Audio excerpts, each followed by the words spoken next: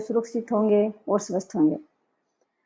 आज हम ब्रिटिश संविधान की विशेषताओं से रूबरू होंगे। थोड़ा सा सामान्य परिचय में ब्रिटिश संविधान के बारे में देना चाहूँगी। ब्रिटिश संविधान दुनिया का सबसे पुराना संविधान है और इसीलिए इसको संविधानों की जननी भी कहा जाता है। संविधानों की जननी इसलिए कहा जाता है क्योंकि सबसे पुराना होने के कारण अन्य जो देश हैं उनके लिए ये मार्गदर्शक का कार्य करता है। सबसे पहले हम लेते हैं ब्रिटिश संविधान की जो विशेषता है उसको। अलिखित संविधान। ब्रिटेन का जो संविधान है वो अलिखित है। इसका अभिप्राय ये नहीं है कि लिखा हुआ नहीं है, बल्कि कुछ मात्रा में लिखा हुआ भी है। फिर भी ब्रिटिश जो संविधान है उसका क्रमिक रूप से विकास हुआ है। जबकि हम बात करें जैसे भारत है, अमेरिका है, इनके जो संविधान है वो एक संविधान सभा द्वारा एक निश्चित समय में लिखे गए, लेकिन ब्रिटेन का जो संविधान है वो अलिखित है। अगली जो विशेषता है वो है लचीला संविधान।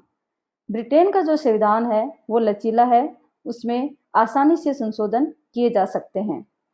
जबकि हम देखते हैं कि अमेरिका का संविधान है, भारत का जो संविधान है उसमें आसानी से संशोधन नहीं किया जा सकता।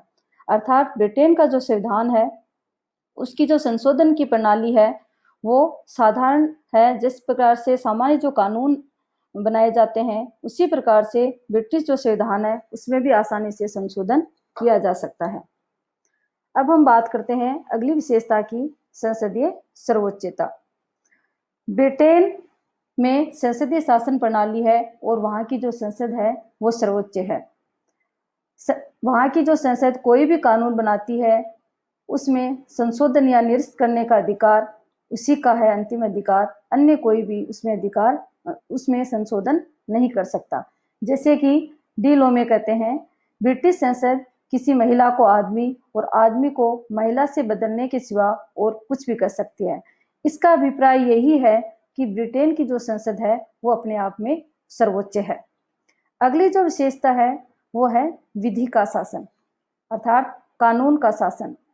ब्रिटेन के संविधान की यह एक प्रमुख विशेषता है, विधि का शासन, जो कि डायसी है, उन्होंने अपनी जो पुस्तक है द लॉ ऑफ कॉन्स्टिट्यूशन उसमें विधि के शासन की बात की है और मुख्य रूप से 3 अर्थ उन्होंने बताए हैं, जिसमें उन्होंने ये बताया है कि सामान्य कानून की सर्वोच्चता, अर्थात देश में सामान्य जो कानून है वही सर्वोच्च है, उस पर किसी अन्य स्वेच्छाचारी शक्ति का प्रभाव नहीं है, अर्थात प्रत्येक व्यक्ति केवल कानून द्वारा ही शासित है। दूसरी जो विशेषता है वह है कानून के समक्ष समानता और तीसरी है स्वयं संविधान कानून की देन है।